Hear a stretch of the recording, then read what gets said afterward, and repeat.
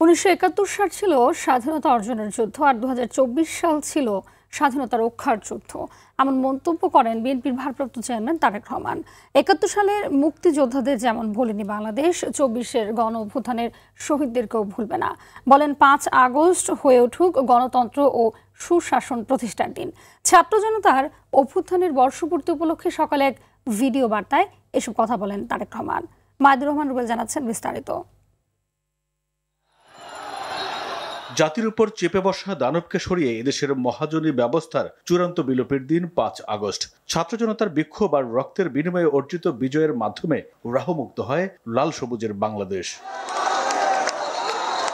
অভ্যুত্থানের বর্ষপূর্তি উপলক্ষে ভিডিও বার্তায় তারেক রহমান বলেন, ১ বছর আগে ২০২৪ সালের এই দিনে বাংলাদেশ ছেড়ে পালিয়েছে ফ্যাসিস্ট সরকার। বলেন আগামীর প্রতিটি ৫ আগস্ট হয়ে উঠুক গণতন্ত্র, সুশাসন প্রতিষ্ঠা আর মানবিক মানুষ হয়ে ওঠার অঙ্গীকারের দিন। ২০২৪ সালের এই দিনে ফ্যাসিস্ট বাংলাদেশ ছেড়ে পালিয়েছে, রাহমুক্ত হয়েছে বাংলাদেশ। দেশে জনগণের রাজনৈতিক এবং অর্থনৈতিক ক্ষমতায়ন নিশ্চিত করে সাম্য, মানবিক মর্যাদা, সামাজিক সুবিচার প্রতিষ্ঠার মাধ্যমে একটি ইনসাফ ভিত্তিক গণতান্ত্রিক মানবিক বাংলাদেশ গঠনের মাধ্যমেই আমরা শহীদদের প্রতি ঋণ পরিশোধ করতে পারি। বিএনপির ভারপ্রাপ্ত চেয়ারম্যান বলেন ৭১ ছিল স্বাধীনতা অর্জনের যুদ্ধ আর ২০২৪ সেই স্বাধীনতা রক্ষার যুদ্ধ। ১৯৭১ সালে শহীদ মুক্তিযোদ্ধাদেরকে বাংলাদেশ ভোলেনি।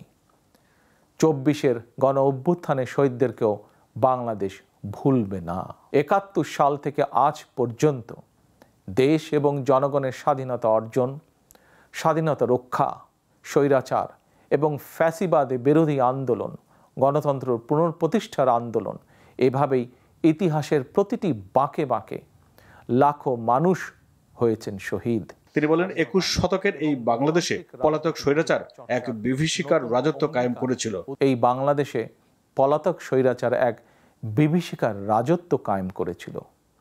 গুম, খুন, অপহরণ, হামলা, মামলা, নির্যাতন, নিপীড়নকে সাধারণ এবং স্বাভাবিক ঘটনায় রূপান্তর করেছিল।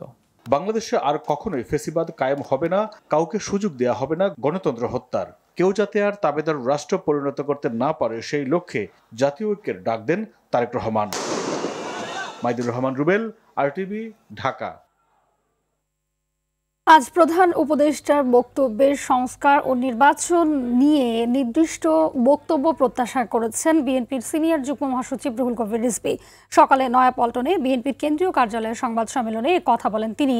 এ সময় 111-এর পদধ্বনি শোনা যাচ্ছে। তথ্য উপদেষ্টা মাহফুজ আলমের এমন বক্তব্যকে কাণ্ডজ্ঞানহীন বলে মন্তব্য করেন তিনি।